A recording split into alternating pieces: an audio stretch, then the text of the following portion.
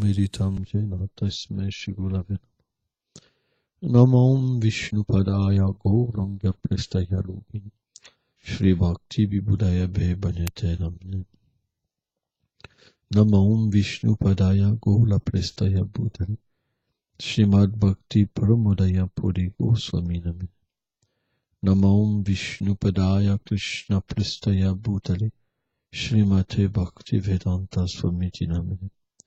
Namam Vishnu Padaya Krishna Prestaya Bhutale Shrimati Bhakti Rajshaka Shradev Swamiti Namine. Namam Vishnu Padaya Krishna Prestaya Bhutale Shrimati Bhakti Siddhanta Sarasvati Namine. Jai Shri Brahma Gaudiya Sarasvati Sampadaya Ki Jai. Donc nous allons lire un chant de Srila Bhaktivinoda Thakur.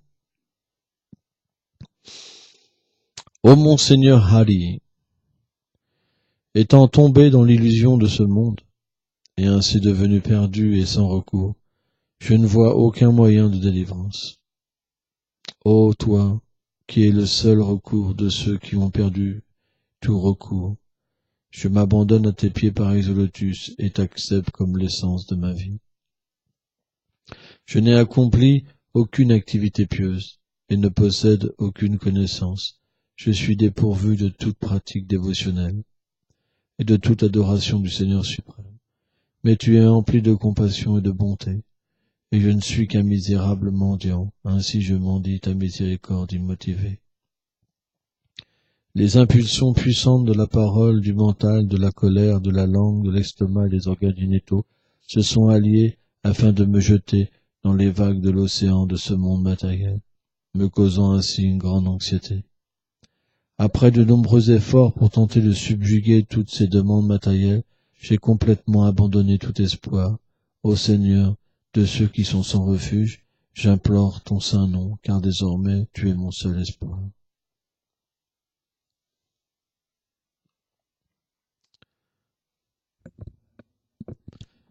Donc là, dans ce chant, Srila Bhaktivinoda Thakur puisse nous venir en aide, car nous sommes de tout petits dévots.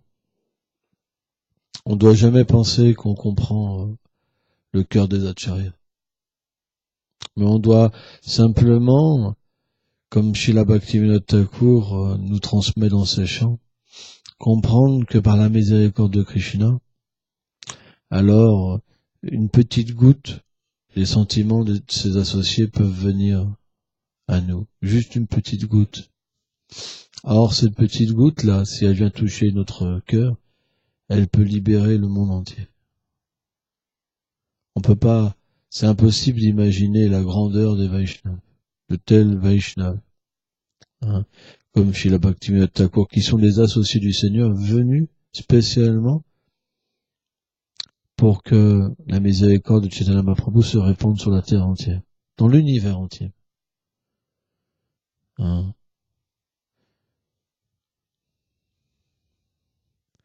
Parce que ces personnes-là, c'est pas juste la terre. Hein. C'est pour ça, leurs enseignements, ils sont précieux. Parce que dans un état conditionné, on se lamente pourquoi? Pour le plaisir des sens. Ah, j'ai pas eu à manger. Oh, j'ai pas d'argent. Oh, j'ai pas d'amis.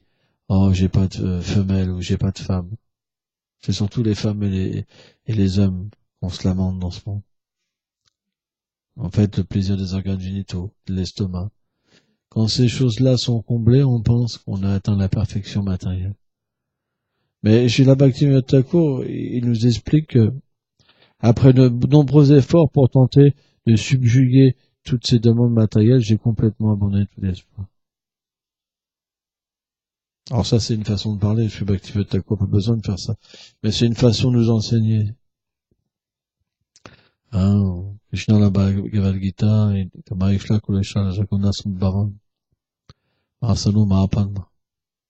Cette concupiscence, cette demande d'essence, c'est comme un feu énorme, insatiable. Vous aurez beau donner plus de plaisir aux sens, ils demanderont toujours plus. C'est comme une défaite. Vous ne pourrez jamais arriver à les satisfaire. Ils vous amènent à la mort. Quelqu'un qui prend un peu de drogue, il en faut plus, il en faut plus, il en faut plus, il est mort. De la même manière, manger, la mort. Parce que manger égale grossir, égale obésité, égale ceci, égale cela. Donc on voit, les gens, ils sont obligés de se restreindre sur des régimes. C'est horrible. Ça. Il y a toujours un problème. Hein. Vous êtes obligé de faire du sport. On voit les gens. C'est pas non, c'est pas c'est si on regarde, c'est pas évident. Et pour tout ça, il faut travailler, gagner de l'argent. Quand on a confiance dans des gens, ils nous trahissent. C'est vraiment pas facile. Donc Bhaktivinoda Thakur dit, j'ai essayé. J'ai fait de nombreux efforts. Mais j'ai abandonné tout espoir. Quelqu'un d'intelligent, et quand même, c'est une réalité. Ça n'a pas de fin, ce truc-là. Il n'y a que de l'anxiété là-dedans. Est-ce que, quand vous étiez sans Krishna, est-ce que vous étiez en paix? Que de l'anxiété. Pour le lendemain. L'argent. Qu'est-ce qui va nous arriver? Ouais ou pas? Hein? Mais finalement, dès qu'on pratique le service de dévotion, la réalisation qu'on a, c'est qu'on veut arrêter cette vie-là. Ouais ou pas? Mais sans avoir un contact avec le service de dévotion, est-ce qu'on pouvait comprendre ça? Impossible. On pensait que c'était la vie. C'était normal de souffrir. Les matérialistes, ils pensent que la vie, c'est souffrir, c'est l'anxiété. Ils sont tellement en anxiété qu'ils peuvent même pas. C'est ça l'énergie d'illusion du Seigneur suprême, ils peuvent même pas comprendre que c'est normal. Il y a beaucoup d'anxiété, des fois il y a un petit peu de bonheur. Et ces instants-là, mais tu peux pas comprendre. On voit? Juste pour un sourire, on est prêt à devenir un esclave de Maya et de frapper. Mais est-ce que c'est ça la vérité? Est-ce qu'il n'y a pas besoin d'avoir un autre style de sourire? Est-ce qu'on ne peut pas rencontrer un véritable sourire qui pourrait, au lieu de nous rendre esclaves de la concupiscence, nous rendre esclaves de l'amour préma et nous libérer? Est-ce qu'on ne s'est pas posé cette question? On n'avait pas le choix. Parce que la connaissance matérielle qu'on apprend à l'école, qu'on apprend de nos parents, elle nous rend esclaves. Vrai ou pas?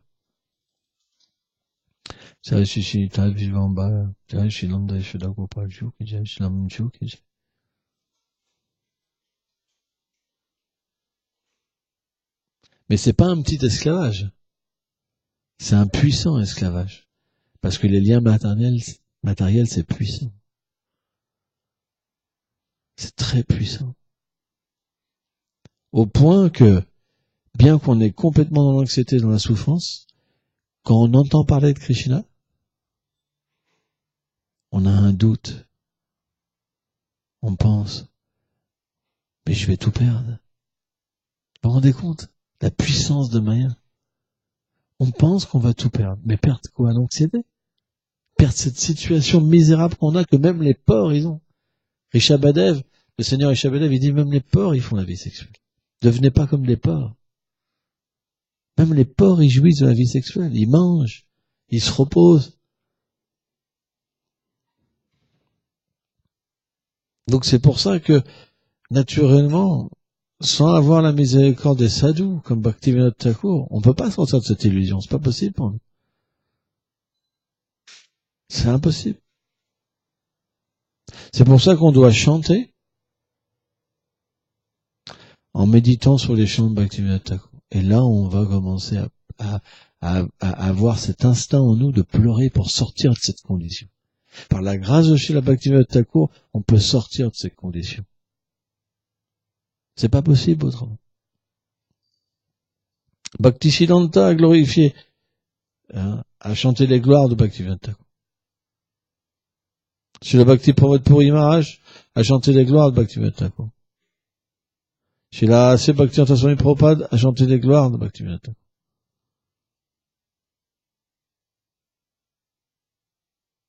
tous ont chanté les gloires de Bhaktivinoda Thakur. Et notre Acharya, Srila Bhakti-Vibhoda Goswami Maharaj, il a chanté aussi les gloires de Bhaktivinoda Thakur. Pourquoi? Parce que sans Bhaktivinoda Thakur, on ne peut pas comprendre. Il est venu pour ça. Gora Shakti, Salubhaya. Il est l'incarnation de la miséricorde de Chaitanya Mahaprabhu. Chaitanya Mahaprabhu l'a envoyé pour nous apprendre à rediriger correctement notre sentiment.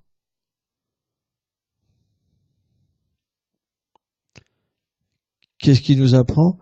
Oh Hari, toi qui peux enlever toute cette chose-là, hein. Étant tombé dans l'illusion de ce monde, je suis perdu et sans secours. Voilà ce que Bhaktivinoda nous apprend. C'est cet état d'esprit-là. Je suis perdu et sans secours. Et ça veut dire quoi, perdu? Ça veut dire que je demande de l'aide. Je veux savoir où est ma direction. Je veux du secours. Perdu, sans secours, ça veut dire help, aidez-moi. Montrez-moi le phare, la foi. Allumez mon cœur pour qu'il ait une bonne direction. Et donnez-moi la possibilité de dépendre de vous. Je ne vois aucun autre moyen de délivrance. Et pas d'autre moyen. Pas d'en gagner de l'argent. Pas dans la joie avec les enfants, dans les relations sexuelles, dans le fait de prendre plaisir avec la langue, l'estomac, et toutes ces choses. Pas d'autre recours. Bhaktivinoda Thakur, si on médite sur l'Harinam et qu'on prend support de ces chants, alors on va réaliser qu'il n'y a pas d'autre recours. Et ce autre recours, ça veut dire l'écoute pure, l'abandon. Juste ça suffit pour que l'écoute vienne. Juste on lit Bhaktivinoda Thakur, on chante, boum, le mental finit. Les paroles de Bhaktivinoda Thakur sont tellement puissantes que même le mental devient subjugué, l'intelligence devient subjuguée, le faux ego devient subjugué. Tellement puissant, parce qu'il y a une telle miséricorde. Le dévot, il chante, boum, boum, plus d'autres recours. Plus personne, tout le monde est garde à vous. Plus fini. Shraddha Mabas, au moins. Le dévot, il peut fixer ses pensées sur le refuge du Seigneur. C'est tellement puissant. Ô toi qui es le seul secours, recours de ceux qui ont perdu tout recours. Qu'est-ce que ça veut dire? Si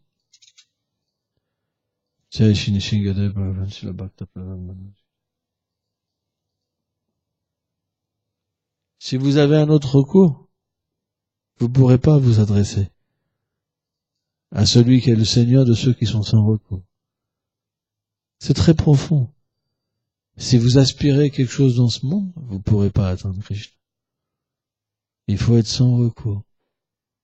J'ai tout essayé, Bhaktivinoda dit. Tout. Est-ce que vous n'avez pas tout essayé déjà? Vous avez encore un espoir? Moi, personnellement, j'ai tout essayé. Tout. Parfois, les gens, ils viennent me voir, ils me prennent de haut, ils me disent « Oh, vous êtes frustrés ». Quand je leur raconte ma vie, ils se calment, ils s'assoient, et ils comprennent que j'ai bien goûté à tout.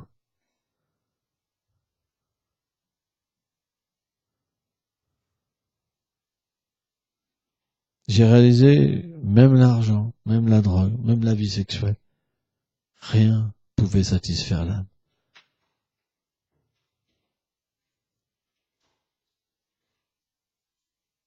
Mais si on n'arrive pas à ce point-là, on ne peut pas s'abandonner. On ne peut pas écouter. On ne peut pas être, comment dire, un serviteur. Un serviteur, c'est celui-là qui a compris. Et j'ai plus de recours. Mon seul recours, c'est le seva, service. C'est pour ça que Srila Maharaj disait seva. La chose la plus importante, seva, service. Parce que quand vous êtes sans recours, vous comprenez qu'il y a une seule voie, c'est le service de dévotion. Et la seule voie, c'est de servir les Vaishnavas. Or, servir les Vaishnavas, ça veut dire glorifier les Vaishnavas, marcher dans leurs traces. Si on lit Bhaktivinoda Thakur et qu'on chante, on marche dans les traces des Vaishnavas. On plaît à Krishna. Qu'est-ce que tu dis, Bhaktivinoda Thakur? Je n'ai accompli aucune activité pieuse et ne possède aucune connaissance. Zéro. On doit venir zéro. Comme un vase vide. Si vous pensez que vous avez de la connaissance, rien ne sera obtenu. Si vous pensez que vous avez accompli de nombreuses activités pieuses dans vos vies passées, vous obtiendrez simplement la position. Oh, moi j'étais un Vaishnava dans ma vie passée. Et un grand obstacle arrivera. Les disciples viendront. Oh Gurudev, est-ce que je peux mettre ta divinité dans mon cœur? Un gros obstacle arrive. Parce que vous vous glorifiez vous-même.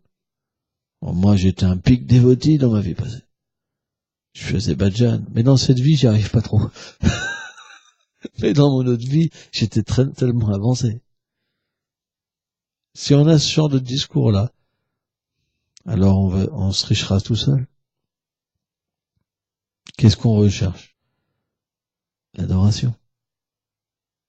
Il faut se déposséder de ça. Celui qui dit à moi dans ma vie d'avant, j'ai servi tellement de vie, Krishna. Bhaktivinoda Thakur lui dit pas ça. Il dit pas ça, Bhaktivinoda Thakur. Mais c'est intéressant. On peut se rectifier nous-mêmes. Qu'est-ce que dit Bhaktivinoda Thakur? Il dit, j'ai pas de connaissances et j'ai pas d'acte pieux. Donc, si on médite là-dessus, les choses indésirables du cœur partiront. On aura une confrontation de la puissance de Bhaktivinoda Thakur et de notre puissance, et on verra graduellement on sera moins fort. On se deviendra humble, et la voie de l'abandon sera ouverte pour nous. Je suis dépourvu de toute pratique dévotionnelle et de toute adoration du Seigneur suprême. Je sais rien faire. J'ai pas de connaissances. Je suis sans force. On peut apprendre. Vous savez ce que c'est? Dans cette position-là, on peut apprendre. On se lamente. Je sais pas faire les choses. Je sais rien faire. On pleure. J'ai pas d'espoir. Une grande miséricorde, Bhaktivinoda Thakur nous a donné. Surtout pour nous, les Occidentaux. Parce qu'on connaît rien. On sait rien faire. On fait simplement une imitation de dévotion. Et Bhaktivinoda Thakur, il nous a donné un grand espoir dans ces phrases-là. Parce qu'il nous a fait voir que le plus important, c'était le sentiment. Sans ça, il n'aurait pas écrit ses chants, ses lamentations. Il nous a fait voir que le plus important, c'était le sentiment. Quel est ton but? Quel est le but dans ton cœur? Sridhar Maharaj disait, on peut voir la grandeur d'une personne à son but. Quel est ton but? D'avoir une belle maison? Une belle voiture? C'est ça ton but? C'est sûr.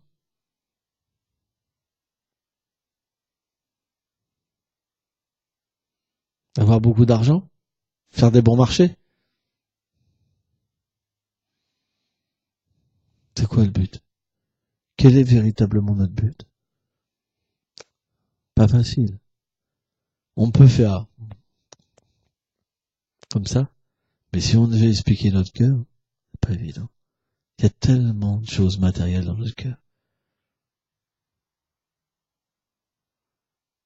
Si Krishna devait venir et nous prendre certaines choses, est-ce qu'on pleurerait pas de lamentation?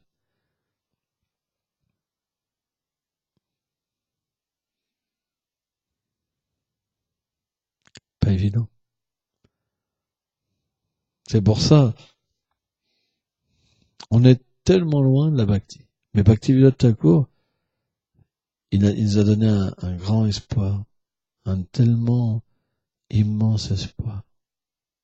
C'est que si on a foi en lui, et qu'on prie sa miséricorde, et qu'on comprend que ces chants-là, ils sont pas ordinaires. Ils sont un moyen, un médicament pour changer notre cœur. Si on comprend ça, notre vie est un succès. Les impulsions puissantes de la parole, du mental, de la colère, de la langue, de l'estomac et des organes génitaux se sont alliés afin de me jeter dans les vagues de l'océan de ce monde matériel, me causant ainsi une grande anxiété. Finalement, si on regarde bien, et si on pouvait avouer notre condition, c'est exactement notre situation. Vishwanath Chaitanya Thakur explique que l'âme dans ce monde, elle n'agit pas. C'est les 3 gunas qui agissent. À travers le corps subtil, l'essence. Et finalement, l'être vivant devient attaqué. Quand une pulsion arrive, il pense que c'est lui. Et alors il devient fou pour cette pulsion. Et il pense le but de la vie, c'est de satisfaire la pulsion. Il cherche les objets d'essence. Mais c'est exactement ce qui se passe. Il y a des gens qui deviennent fous juste pour l'essence, qui deviennent pires que les animaux pour l'essence. Regardons pour l'essence, l'être vivant, rien que pour la langue, pour satisfaire la langue, les choses horribles qu'il peut manger.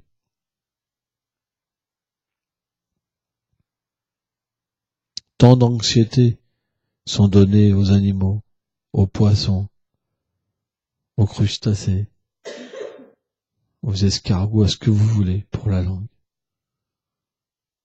C'est vrai. Et la langue, elle a aussi la parole pour satisfaire la langue. À lui, à moi par contre, à lui, à moi par contre. On est esclave, on est jeté dans ces vagues du monde matériel. Bhaktivinoda Thakur, à travers ça, nous permet de voir notre situation. Est-ce qu'on voit ça à chaque instant? Est-ce qu'on réalise qu'est-ce qui nous arrive? Parce que, en tant qu'âme conditionnée, est-ce qu'on réalise cette condition? Bhaktivinoda Thakur, il nous permet de pouvoir la voir. Parce que âme conditionnée, ça veut dire qu'on peut pas la voir. C'est-à-dire que l'âme est conditionnée et identifiée à cette condition-là. Elle peut pas se séparer de cette condition-là et percevoir cette réalité. Mais là, par la miséricorde de Bhaktivinoda Thakur, si on chante et qu'on médite, alors on va pouvoir se dissocier de cette illusion et la percevoir. De la même manière, matériellement parlant, quand vous vous mettez dans une situation infernale, vous vous dites, mais qu'est-ce que j'ai fait? Mais qu'est-ce que j'ai fait? Oh non! Qu'est-ce que j'ai fait?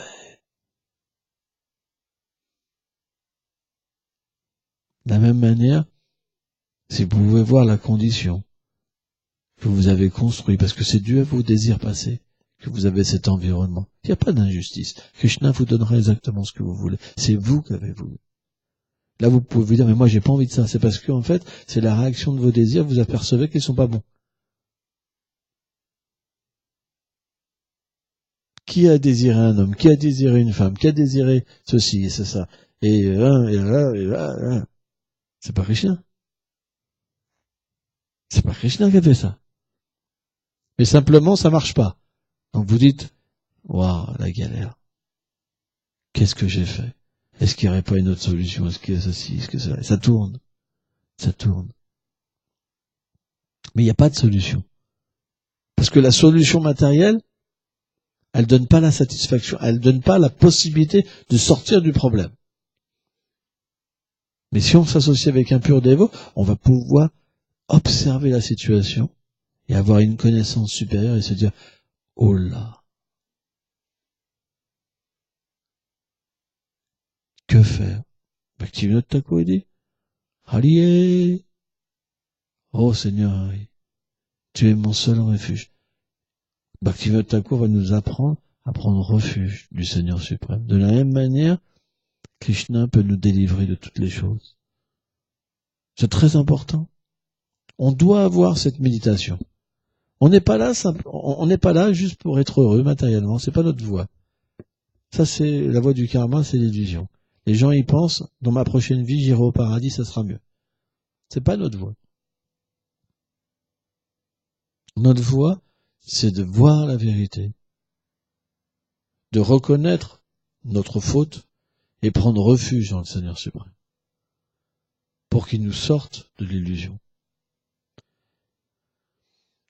Après de nombreux efforts pour tenter de subjuguer toutes ces demandes matérielles, j'ai complètement abandonné tout espoir.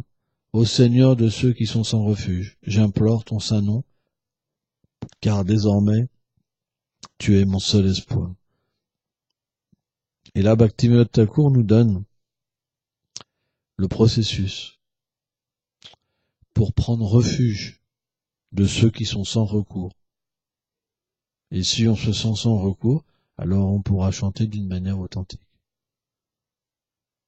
En fait, le Sharanagati, c'est, comme on l'a dit tout à l'heure, c'est une véritable médecine, quoi, qui permet graduellement d'arriver, à purifier notre cœur de toute folie, de comprendre la position des Vaishnavas, de comprendre toute la position de toutes les choses, toutes les vérités, et de véritablement attirer Krishna.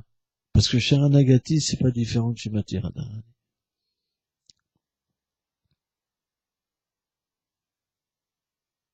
Et c'est pour ça, l'enseignement de Bhaktivinoda Thakur, il est unique.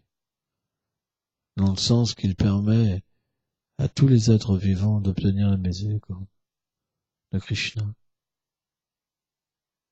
Srila Bhaktivinoda Narayana Maharaj a dit que Krishna, il est juste attiré par Srimati Radharani, par aucune autre chose.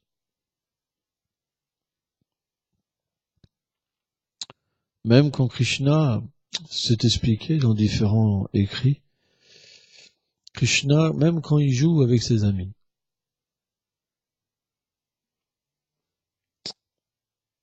et par exemple quand Dhanishta, avec ses servantes, elle transporte en fait le pique-nique de Krishna Balaram avec les Sakas, qui sont proches au bord de la colline Govardhan.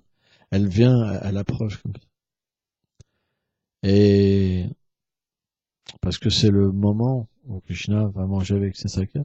Et Dhanishta, elle dit comme ça, quand Krishna demande à Dhanishta, oh Dhanishta, est-ce que mes parents vont bien? Est-ce qu'ils ont pris leur bain? Est-ce qu'ils ont adoré le Seigneur suprême? Est-ce qu'ils ont satisfait les gens autour d'eux? Est-ce qu'ils ont pris leur petit déjeuner? Dhanishta, oui, elle dit. Hein? Ils sont heureux. Hein? Ils ont pris leur bain. Ils ont adoré le Seigneur. Ils ont satisfait tous les êtres autour d'eux. Ils ont pris leur petit déjeuner pour ta satisfaction. Hein?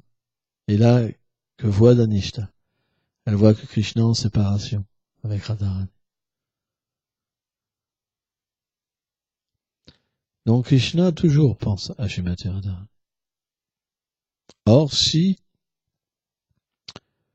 on étudie les chants de Srila Bhaktivinoda Thakur, à un moment on va arriver à un plan où il y aura une demande de Bhaktivinoda Thakur pour atteindre cette position éternelle. Et à partir de là, dans notre cœur, on atteindra ce plan madhyam où il y a une demande pour un plan supérieur. On vivra pour atteindre ce plan supérieur. Et on deviendra véritablement un vrai mendiant. Au début, on va prendre conscience qu'on s'est vraiment trompé. On va conscience de notre environnement et graduellement on va comprendre qu'il y a un autre environnement. En voyant notre situation misérable, on peut seulement voir ce plan supérieur, le désirer. Si vous pensez que votre situation elle est bonne, c'est pas possible.